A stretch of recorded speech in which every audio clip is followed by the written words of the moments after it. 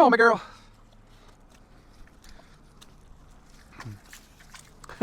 Hello everybody, welcome to Red Tool House. On today's video, I wanted to give you guys the results of the processing. I probably shouldn't say this right beside her, should I?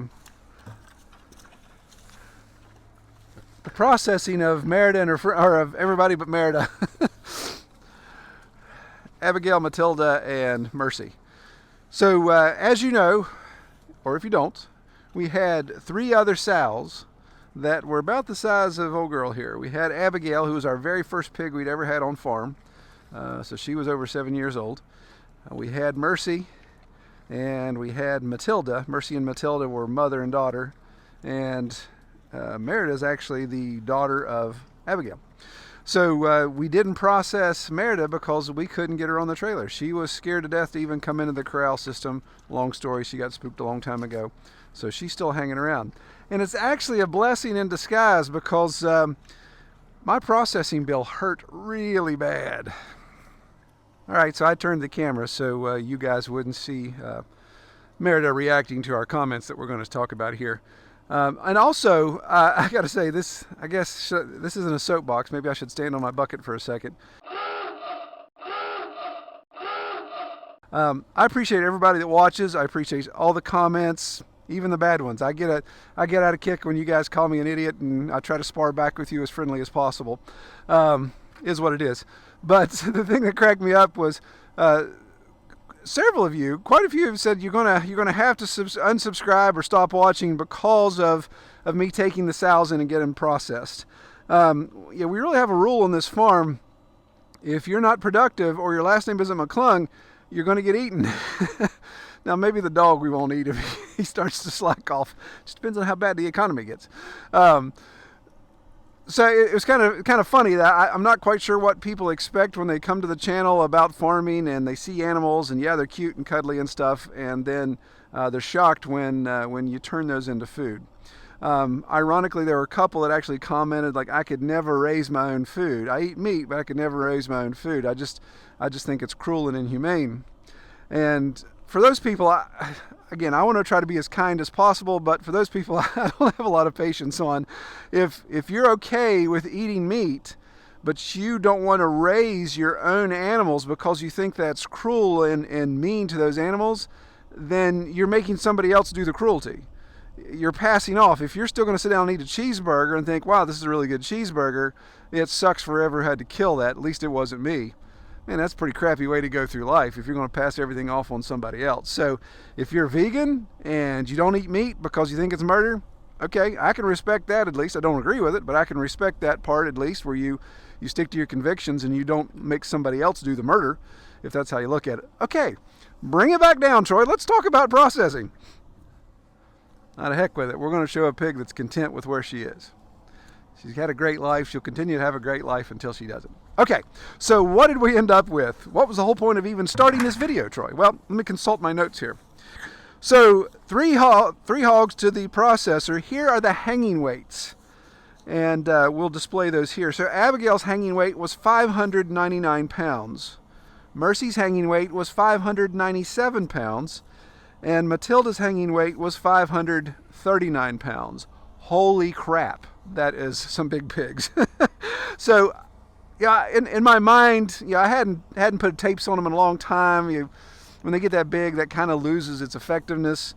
But in my mind, I always thought, these are 600-pound pigs standing around. That's always what I went to. You know, when one would step on your foot, it's like, yeah, that's 600 pounds. That hurt real bad. But if you do the 72% rule, that hanging weight is roughly 72% of standing weight, then that makes Abigail, she would have been 831 pounds, Mercy would have been 829 pounds, and Matilda would have been Matilda would have been 749 pounds. Hoo-wee. Chopper. Get to the chopper. Little Chinook action going on over the farm there.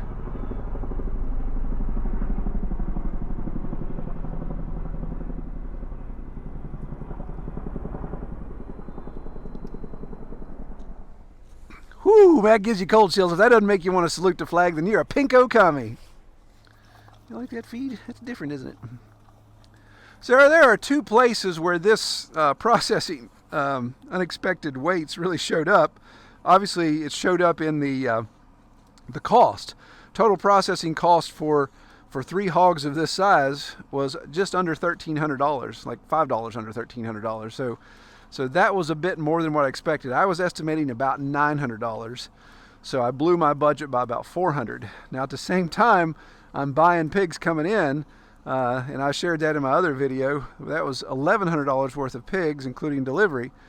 So that's, do your math, Troy, that's a $2,400 swing all at once. So that definitely showed up in my wallet and hurt pretty badly.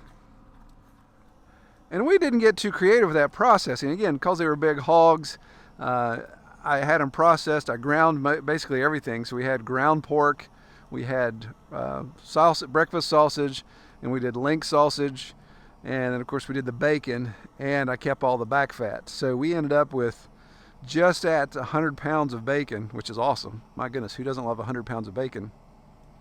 More sausage than I could ever imagine, and I'll detail that here in a second. And bags of back fat. They packaged the back fat for me in 25-pound bags, and I probably have 25 of those bags. So there was a whole bunch of back fat. And and one thing I do that I've learned in my experience is packaging all of that. I package every single bit of that, even though it costs me just a little bit more. There's a small percentage my processor charges me for retail packaging. I packaged all that in vacuum seal bags, packaged with the resale label on it, because that much pork coming in, that's years supply. I mean, years plural supply for our house and even our friends and family that we give pork to.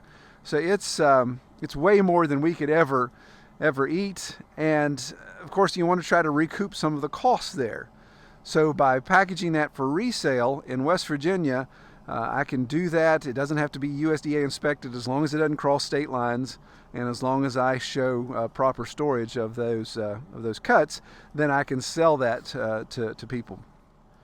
So selling those cuts obviously allows me to get rid of some of that pork that's surplus, but then also allows me to recoup some of my costs, get to chisel away at that $1,300 bill.